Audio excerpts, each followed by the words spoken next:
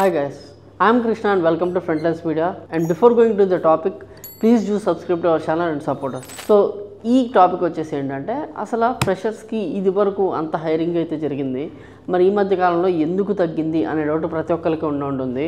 Even కాలేజ్లో ఉన్న వాళ్ళు కూడా చాలా ఇబ్బంది పడుతున్నారు. వాళ్ళకి హైరింగ్ లేక, ఆన్ బోర్డింగ్స్ లేక, లేకపోతే అసలు కాలేజ్లో ఆన్ క్యాంపస్ డ్రైవ్స్ లేక చాలా ఇబ్బంది పడుతున్నారు అనమాట. ఒకవేళ ఉన్నా కూడా తక్కువ మందిని హైర్ చేసుకున్నారు. ఒకవేళ హైర్ చేసుకున్నా కూడా వాళ్ళకి ఆన్ బోర్డింగ్ ఇవ్వకుండా వెయిట్ చేయడం అయితే జరుగుతుంది అనమాట. సో వీటన్నిటికీ రీజన్స్ ఏంటి అనేది మనం గమనించుకున్నట్లయితే, we recently spoke to some HRs, యాక్సెంచర్లో కావచ్చు, టీసీఎస్లో కావచ్చు, కొన్ని స్టార్టప్స్లో కావచ్చు, వర్క్ చేసే హెచ్ఆర్స్తో మనం మాట్లాడినప్పుడు ఎక్స్పీరియన్స్ హైరింగ్కి ఇప్పుడు కూడా మార్కెట్ అనేది చాలా సూపర్గా ఉందని అయితే వాళ్ళు చెప్తున్నారు అనమాట. అంటే ఫర్ ఎగ్జాంపుల్ మీరు డెవాప్స్ తీసుకున్నా, టెస్టింగ్ తీసుకున్నా, ఏది తీసుకున్నా కూడా ఎక్స్పీరియన్స్ హైరింగ్ అనేది చాలా బాగుంది, కానీ ఫ్రెషర్స్ని తీసుకోవట్లేదు అంటున్నారు. ఎందుకు అంటే ఇలాంటి అన్సర్టైన్ ఏదైతే ఎకనామిక్ టైమ్స్ అన్నీ కూడా అన్సర్టైన్ ఉన్నప్పుడు, కంపెనీ కొంచెం డౌన్లో ఉన్నప్పుడు ఒక ఫ్రెషర్ని తీసుకుంటే ఒక 6 months ఆఫ్ టైంని వాళ్ళు ఆ ఫ్రెషర్ని ట్రైన్ చేయడానికి అయితే స్పెండ్ చేయాలన్నమాట.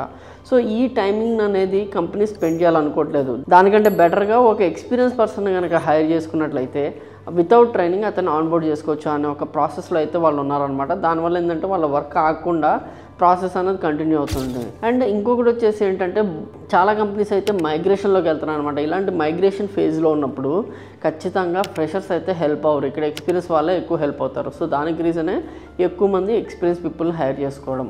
సో ఇది ఫస్ట్ పాయింట్. మరి సెకండ్ పాయింట్ వచ్చేసరికి ఏంటి అంటే, ఎక్స్పీరియన్స్ పీపుల్ని ఏమన్నా ఫుల్గా పర్మనెంట్ రోల్స్కి హైర్ చేసుకుంటున్నా అంటే ఆల్మోస్ట్ 60% ఆఫ్ ద హైరింగ్ అంతా కూడా కాంట్రాక్ట్ బేసిస్ మీద అవుతుందన్నమాట. ఫర్ ఎగ్జాంపుల్ ఒక కంపెనీకి ఒక పర్టికులర్ ప్రాజెక్ట్కి డెవాప్స్ రిసోర్స్ కావాలి, లేదా పవర్ బిఐ రిసోర్స్ కావాలి, లేకపోతే టెస్టింగ్ రిసోర్స్ కావాలి. వాళ్ళని కాంట్రాక్చువల్ హైర్ చేసుకుంటున్నారు. అంటే నీ కాంట్రాక్ట్ పీరియడ్ 1 year, నీ కాంట్రాక్ట్ పీరియడ్ 2 years ఇలా పెట్టుకుంటున్నారు అనమాట. ఒక ఫుల్ టైం ఎంప్లాయీకి చాలా బెనిఫిట్స్ అనేది కంపెనీ ఇవ్వాల్సి వస్తుంది. ఫర్ ఎగ్జాంపుల్ చూసుకుంటే మీకు పిఎఫ్ కావచ్చు, గ్రాట్యుటీ కావచ్చు, ఇలాంటివి చాలా ఉంటాయన్నమాట. అవన్నీ కూడా ఒక కాంట్రాక్ట్ ఎంప్లాయీకి అవసరం లేదు. ఒక అవసరం లేకపోయినా కూడా తీసుకునే అవకాశం ఉంది. ఈ కాంట్రాక్చువల్ బేసిస్ మీద పర్మనెంట్గా వర్క్ చేయాలనుకున్న వాళ్ళు ఎప్పుడు కూడా రారు. దానికోసం ఏంటంటే ఫ్రీలాన్సర్స్ని చూస్ చేసుకుంటున్నారు. అంటే ఎవరైనా కూడా ఫ్రీలాన్సర్స్గా వర్క్ చేస్తున్న వాళ్ళు, గిగ్ వర్క్స్ చేసే వాళ్ళని కంపెనీస్ తీసుకుంటున్నాయి అనమాట.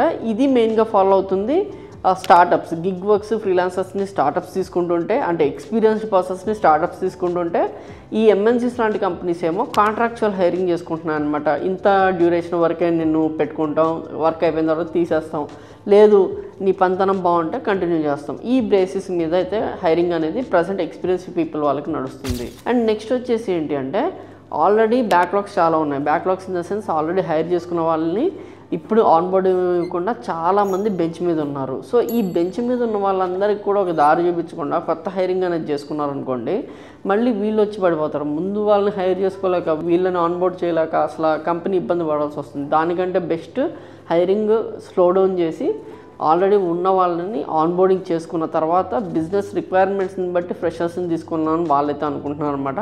సో ఈ 3 reasons అయితే నేను గమనించాను. మరి ఇలాంటి అన్సర్టైన్ టైమ్స్లో ఫ్రెషర్స్ ఏం చేస్తే బెటర్ అనేది నాకు అనిపించింది ఏంటి అంటే, ఫర్ ఎగ్జాంపుల్ చూసుకుంటే చాలా స్టార్టప్స్ అనమాట. ఈవెన్ మన ఫ్రంట్లైన్ స్కిల్ అకాడమీ కూడా కొన్ని స్టార్టప్స్ వస్తుంటాయి. వాకిన్కి రీసెంట్గా కూడా వచ్చింది.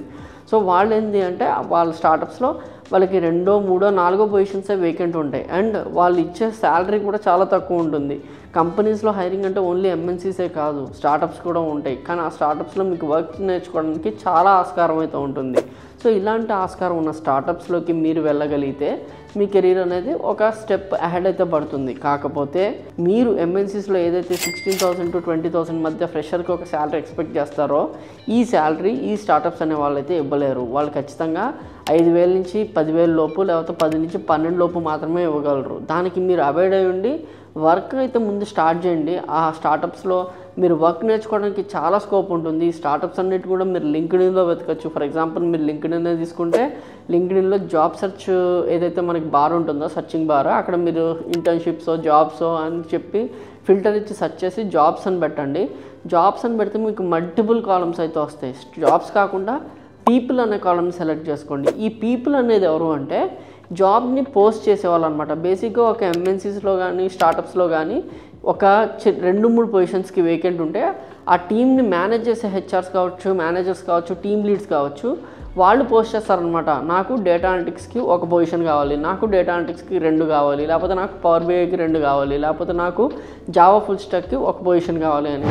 ఈ ఒక పొజిషన్ 2 పొజిషన్లు ఏంటి అంటే మనకి వైడ్ స్ప్రెడ్లో కనపడదు కాబట్టి చాలా తక్కువ అప్లికేషన్స్ అయితే ఉంటాయి. సో అలాంటి వాళ్ళకి కనుక మీరు కరెక్ట్గా రీచ్ అయ్యి లింక్డ్ఇన్లో కరెక్ట్గా మెయిల్స్ కనుక డ్రాఫ్ట్ చేసి పెట్టగలిగితే there are high chances that can get a job. So ఆ రకంగా మీరు టార్గెట్ చేసినట్లయితే ఇటువంటి అన్సర్టెన్ సిచ్యువేషన్స్లో మీకు జాబ్ వచ్చే ఆస్కారం అయితే ఉంది. అంతేగాని ఎంఎన్సీస్లోనే జాబ్ రావాలి అని చెప్పేసి ఖాళీగా ఉండడం వల్ల ఎటువంటి ఉపయోగం అయితే లేదు. And you are going to get a career gap తెచ్చుకోకుండా ఏదో ఒక చిన్న జాబ్లోకి తక్కువ శాలరీ అయినా కూడా వెళ్ళడానికి ట్రై చేయండి.